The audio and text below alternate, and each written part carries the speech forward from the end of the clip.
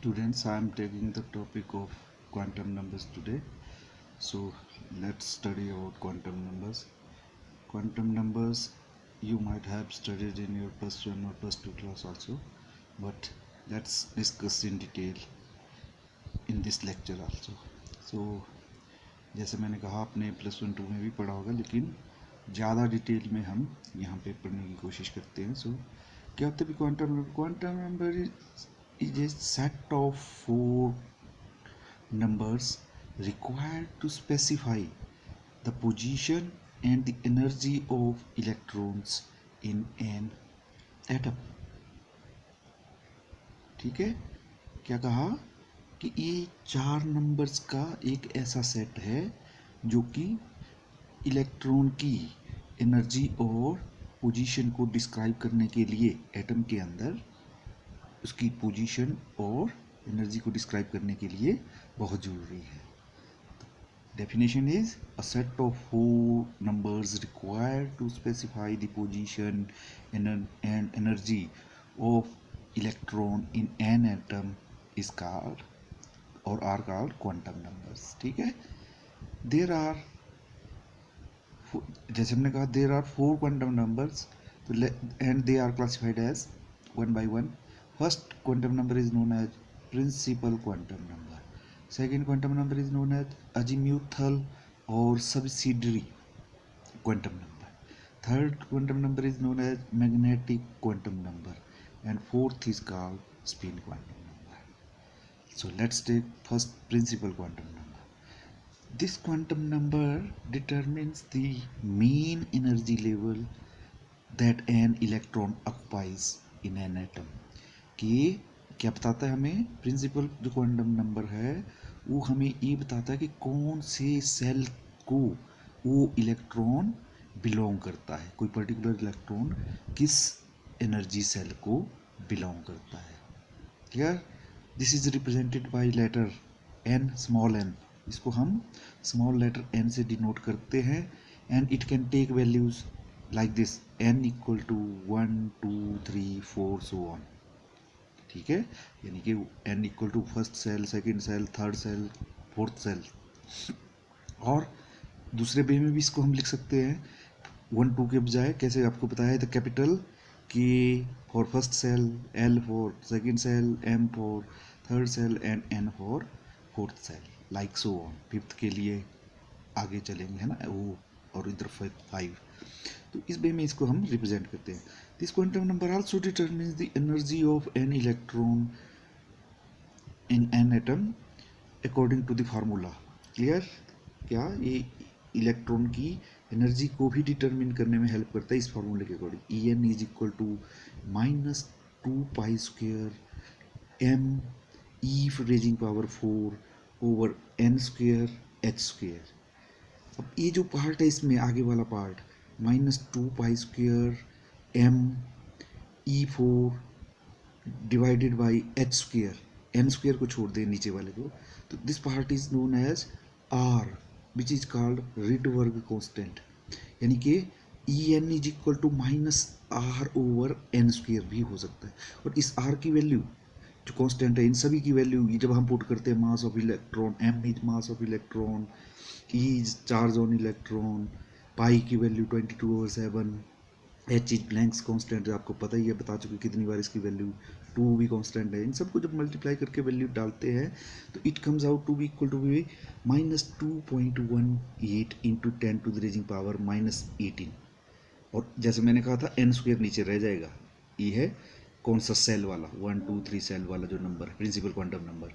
तो वो उसको छोड़ दें तो बाकी जो सारा पार्ट था इसमें उसको रिडबर्ग कांस्टेंट, और उसकी जो वैल्यू आती है that comes out -2.18 into 10 to the raising power -18 क्या जूल पर एटम. इतनी एनर्जी निकलेगी एक एटम पे. लेकिन इसी को ही यदि हम, ये थी जूल पर एटम, इसी को ही हम यदि किलो जूल पर मोल बना दें तो the result will be -1311.8 over n square kilo joule per mole. तो इतनी, अब जैसे हमने कहा था ये था ई एन, है ना, energy of nth nth shell, तो n1 यदि आपको फर्स्ट सेल की निकालनी है, जैसे हम n की जगह 1 पुट करें तो -1311.8 डिवाइडेड बाई 1 का स्क्वायर, 1 का स्क्वायर 1 ही रह जाएगा, यानी कि फर्स्ट सेल की जो एनर्जी आएगी वो यही रह जाएगी -1311.8 किलो जूल पर मोल। सेकेंड सेल की निकालनी हो, पुट n की जगह पे 2, तो क्या आ जाएगा, यहाँ पे राइट हैंड साइड पे भी 2 की वैल्यू है, इनके 2 का स्क्वायर, यानी कि -1311.8 डिवाइडेड बाई 2 का square means 4, it comes out equal to -327.9 kilo joule per mole. और इसी तरह से यदि थर्ड सेल की निकालनी हो तो -1311.8 divided by 3 square, 3 square means 9 से डिवाइड करोगे तो it comes out to be -145.7 kilo joule per mole. इसी तरह से फोर्थ की निकाल लो, 4 का स्क्वायर यानी कि 16 -1311.8 divided by 16, it comes out equal to -82 kilo joule per mole. So we can calculate the energy of electron in an atom from this n, that is principal quantum number. Also this principal quantum number also helps in to determine the average distance of the electron from the nucleus. Nucleus से वो उस cell, nucleus centre में रहता है, उससे उस cell तक का डिस्टेंस कितना है, एवरेज डिस्टेंस कितना है जहाँ पे वो इलेक्ट्रॉन प्रेजेंट है उस सेल में, थर्ड सेल में है, फोर्थ सेल में है, तो वहाँ से लेके न्यूक्लियस तक का एवरेज डिस्टेंस क्या है उसको डिटरमिन करने में भी ये हेल्प करता है। So this is the first quantum number, that is principal quantum number. Then second quantum number, azimuthal quantum number. Azimuthal quantum number, the quantum number gives the subcell or the sublevel to which an electron belongs. ये हमें पहला जो principal quantum number था वो बताता था कि electron किस सेल, एनर्जी सेल को, मेन एनर्जी सेल को बिलोंग करता है। लेकिन मेन एक एनर्जी सेल के अंदर भी और बहुत सारे क्या होते हैं, सब सेल होते हैं, क्लियर, उसके अंदर भी उसके पार्ट्स होते हैं। तो उन सब सेल में से भी किस सब सेल में वो इलेक्ट्रॉन बिलोंग करता है उसको, उसके बारे में जो आइडिया मिलता है हमें, वो किससे मिलता है, एजीमुथल क्वांटम नंबर से। It is designated by letter small l, इसको हम स्मॉल एल से डिनोट करते हैं। And it takes its values depends upon the value of n, ठीक है भाई, इसकी वैल्यू जो हो स्मॉल एन यानी कि प्रिंसिपल क्वांटम नंबर के ऊपर ही डिपेंड करती हैं। And it can takes values from l equal to 0 to n-1, यानी कि जो प्रिंसिपल क्वांटम नंबर यदि 3 है तो वहाँ से 0 1 3 - 1 में 2, तो 0 1 2 उसकी वैल्यूज होंगी, क्लियर।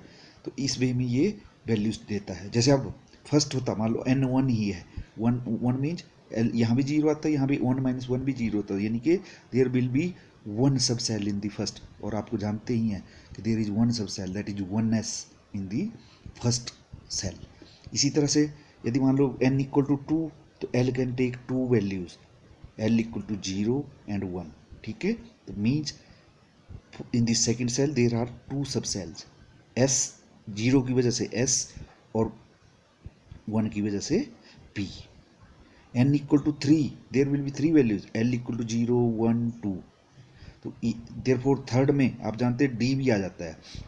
सो इट हैज, मैंने पहले भी बताया था आपको कि हमेशा के लिए याद रख लें, अभी भी बताऊंगा यहाँ पे, हाँ वाला, कि ये जो वैल्यूज़ हैं हमारे पास, ये 0 1 2 3 4 ये फिक्स हैं, 0 for s, 1 for p, 2 for d and 3 for f।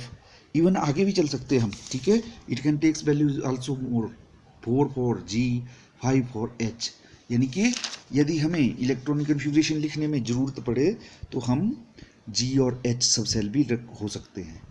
g की वैल्यू कहाँ पे आएगी, ये भी आपके आता है, for where the value of g subshell will be possible, जब n इक्वल टू 5 हो, है ना। तो इस वे में, अच्छा इसमें एक पॉइंट और छोटा, this quantum number gives the energy of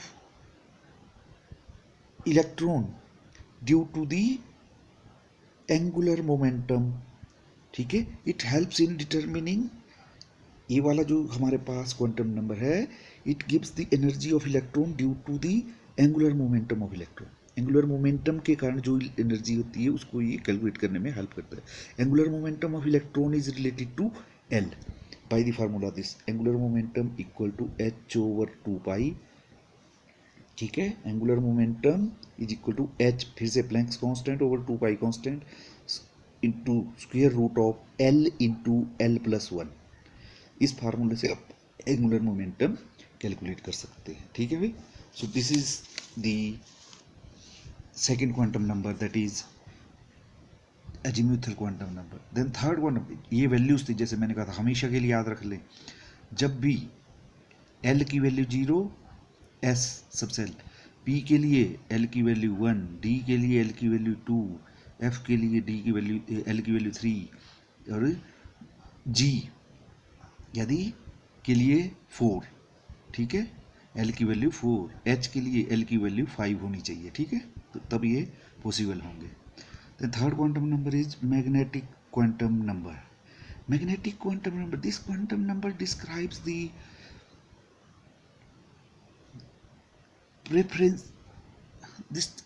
preferred orientation. This quantum number describes the preferred orientation of an electron in the presence of magnetic field. Clear? ये और जैसे मैं हमने कहा भी क्या था भाई, यहाँ समझें, ये जो क्वांटम नंबर्स हैं ये जो एटम के अंदर है, जैसे प्रिंसिपल क्वांटम नंबर वो एनर्जी लेवल को बताता है कि कौन से एनर्जी लेवल में इलेक्ट्रॉन डाला जाएगा या बिलोंग करता है। L azimuthal quantum number, it tells us about the subshell to which the electron belongs. Then this magnetic quantum number, this tells us about the orbital to which the electron belongs. तो तीनों जो ये number हैं ये orbital, magnetic quantum number orbital, और जो azimuthal quantum number है वो सबसेल, और प्रिंसिपल क्वांटम नंबर उसके मेन एनर्जी लेवल, यानी कि कंप्लीट इंफॉर्मेशन बताता है हमें कि इलेक्ट्रॉन कहाँ पे प्रेजेंट है। क्लियर? तो ऑर्बिटल का जो जनरेशन है, कॉन्सेप्ट कहाँ से आया, वो इस मैग्नेटिक क्वांटम नंबर से हुआ। क्या, अब सुनिए जरा इसको पहले। जैसे हमने कहा कि this quantum number describes the preferred orientation of electron in the presence of magnetic field. होता क्या है भाई, we know that the movement of electron around the nucleus, ठीक है, electron is continuously revolving around the nucleus.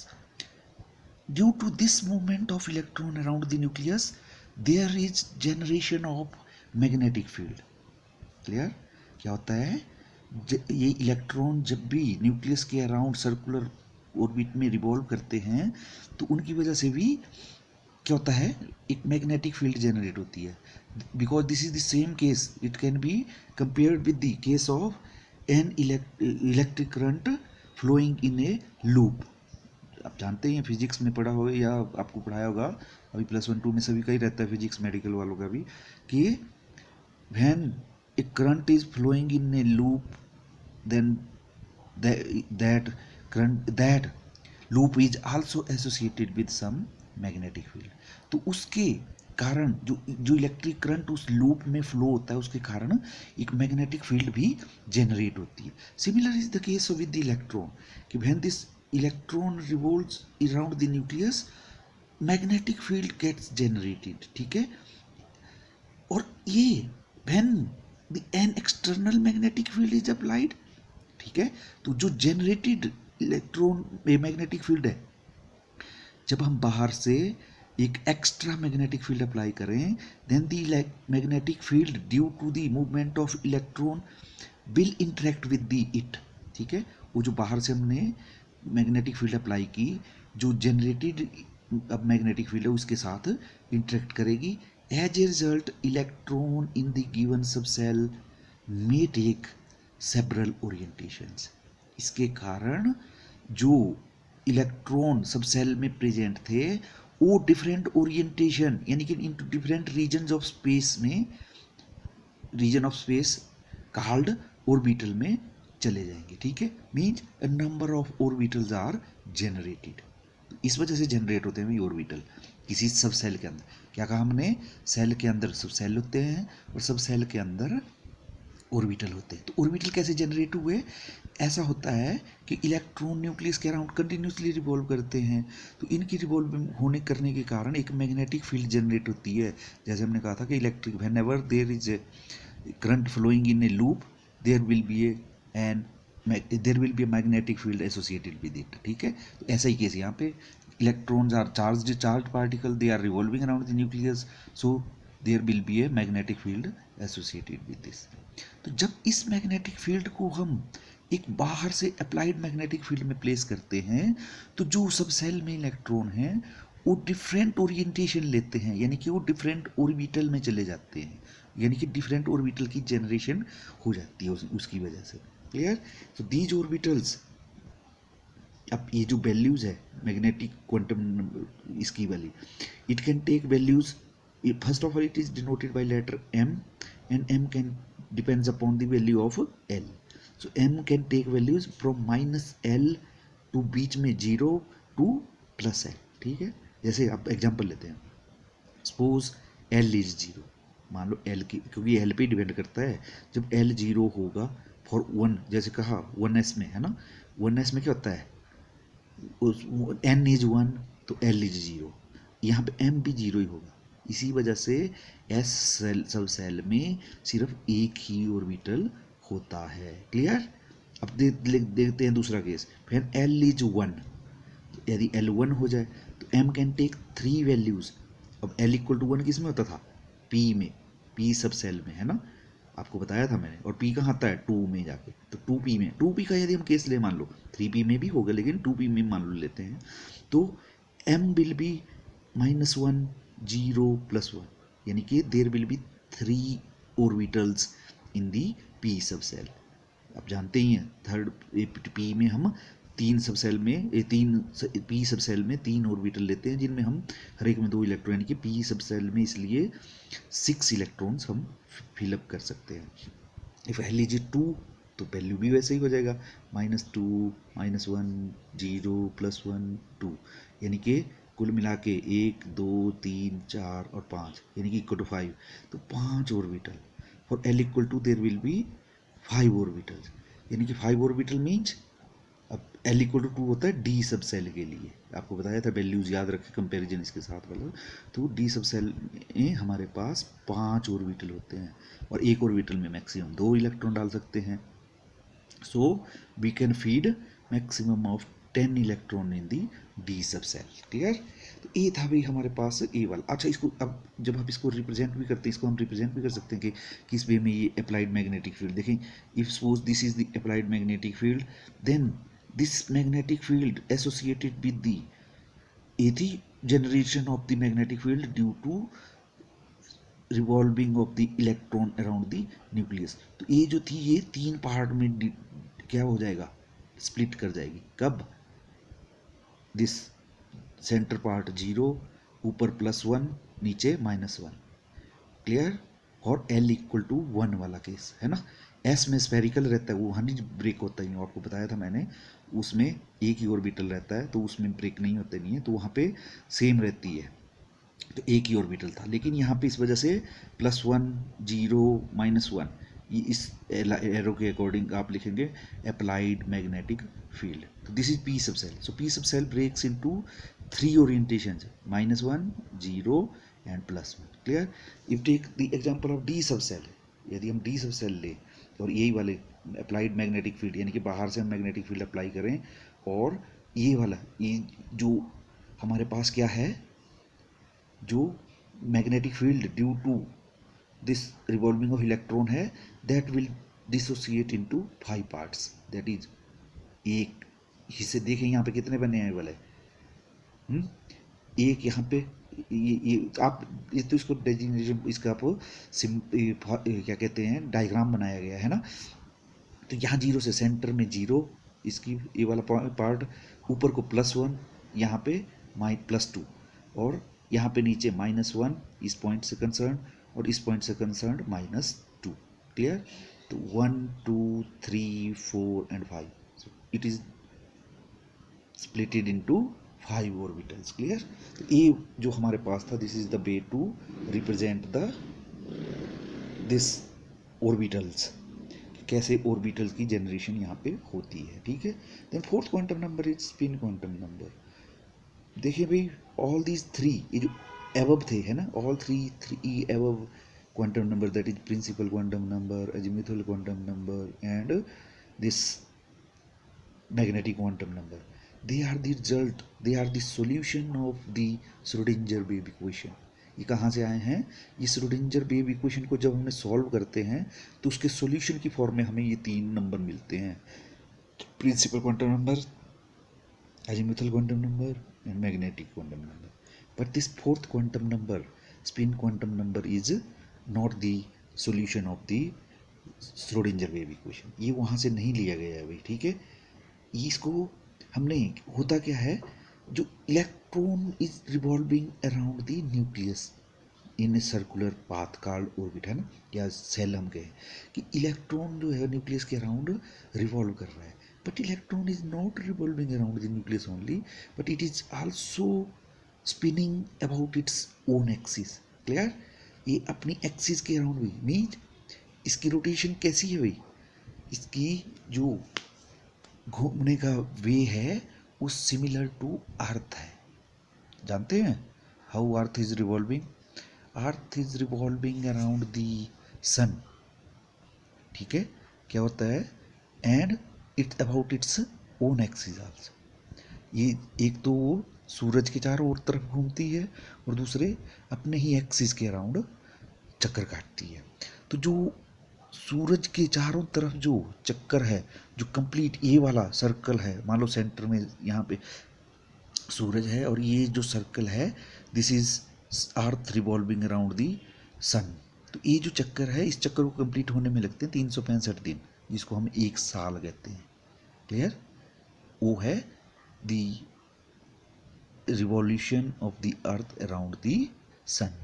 But एक चक्कर ये अपने कैसे, इस वे में घूमते घूमते घूमते खुद भी घूम रही है ना, घूम रही है और इस सर्कल पे भी चल रही है। एक ऐसे घूम रही है, एक खुद इस वे में स्पिन कर रही है, इस वे में, है ना, इस वे में अपने आप घूमते घूमते घूमते इस वे में आगे चारों तरफ चलती जाती है। तो उस वे में ये जो चक्कर काटती है वो 24 घंटे में कंप्लीट होता है, जिससे हमारे दिन और रात बनते हैं। तो similar is the motion of the electron, means electron is revolving around the nucleus as well as its about own axis, अपनी ओन एक्सिस पे भी ये घूमता रहता है।